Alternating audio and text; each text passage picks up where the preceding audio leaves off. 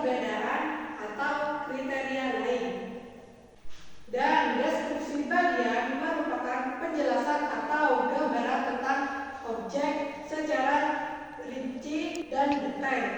Misalnya, ada ciri-ciri fisik atau perilaku yang menunjukkan ciri khas dari objek yang dilaporkan. Selanjutnya, ada yang namanya deskripsi manfaat atau kesimpulan, merupakan bagian yang berisi manfaat atau kegunaan objek yang diobservasi baik bagi si penulis, pembaca, atau umum. Nah, besar struktur teks LHO yang dijelaskan, apakah kalian paham? Paham, Bu. Jadi, struktur teks laporan hasil observasi ada? Tiga.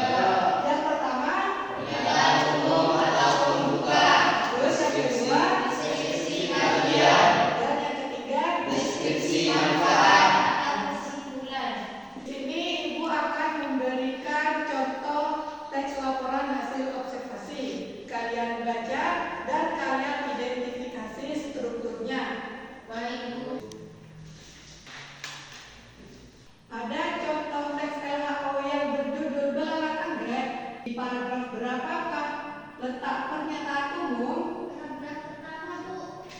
Mengapa disebut pernyataan umum dalam paragraf pertama?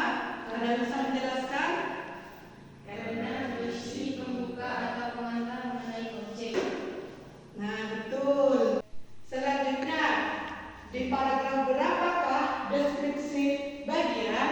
Bu, saya kurang mengerti. Deskripsi bagian itu terletak di paragraf berapa?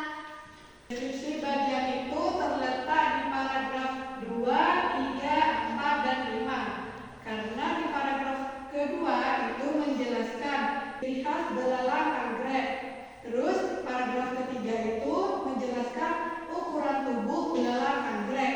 Paragraf 4 menjelaskan belalang anggrek merupakan predator polifagus atau pemakan beberapa jenis mangsa. Di paragraf kelima ini menjelaskan tentang perkembangbiakan belalang anggrek. Belalang anggrek merupakan hewan yang mengalami metamorfosis tidak sempurna.